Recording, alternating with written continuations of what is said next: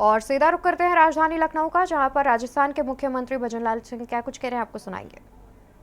ममता बनर्जी ने पिछड़े वर्ग के अधिकार पर डाका डालते हुए उनसे आरक्षण छीनकर मुसलमानों को देना चाहती है। तभी तो हाईकोर्ट का आदेश आने के बाद ममता बनर्जी ने कहा है कि मैं कलकत्ता हाईकोर्ट के फैसले को स्वीकार नहीं करती हूं।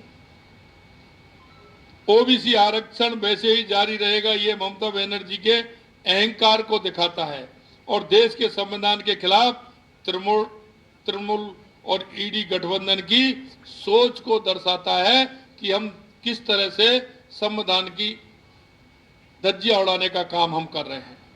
ममता बनर्जी ने कोर्ट के निर्णय पर जिस तरह का बयान दिया वो अराजकता का प्रतीक है।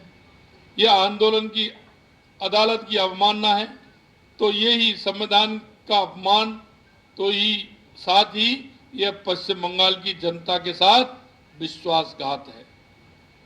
क्योंकि हमारे संविधान में जैसा मैंने कहा, धर्म के आधार पर आरक्षण का कोई प्रावधान नहीं है।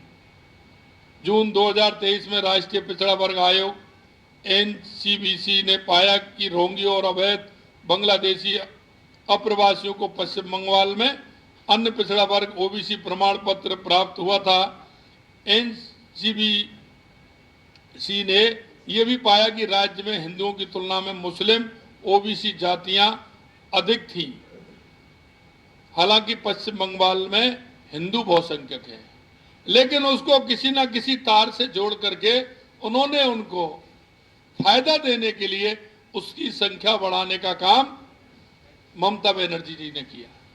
मित्रों, मैं आपको बताना चाहता हूं कि पश्चिम बंगाल में जिन 179 जातियों को ओबीसी का दर्जा दिया है, 179 का दर्जा दिया है, ममता बनर्जी सरकार द्वारा दिया गया है, उनमें से 118 जातियां मुस्लिम समुदाय की जातियां हैं। 118 जातियां। आप इसी से अनुमान लगा सकते हो कि किस तरह का तुष्टीकरण का आधार बनाते हुए उन्होंने इस काम को किया है।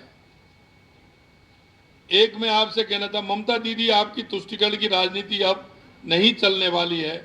4 जून को बंगाल की जनता कम से कम 35 सीट देने वाली है।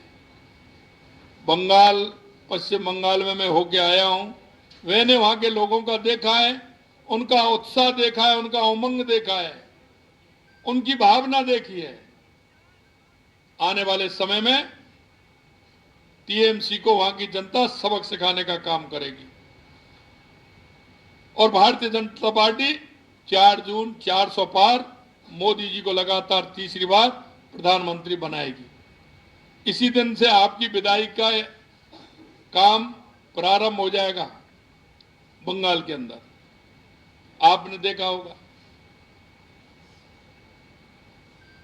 युवा नेता राहुल गांधी जी ने कल एक कार्यक्रम में, जिसका कथित तौर पर नाम था संविधान सम्मान सम्मेलन, लेकिन उसमें स्वीकार किया कि उनकी दादी, उनके पिताजी,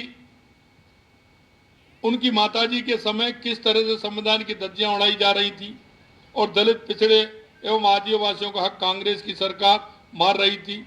आप सच को छुपाने की कितनी भी कोशिश करो, लेकिन सच तो सच होता है, वो एक ना एक दिन सामने आता है। और मैं कहना चाहता हूं, इस कांग्रेस ने बाबा साहब का कितनी बार अपमान किया। वो कांग्रेस में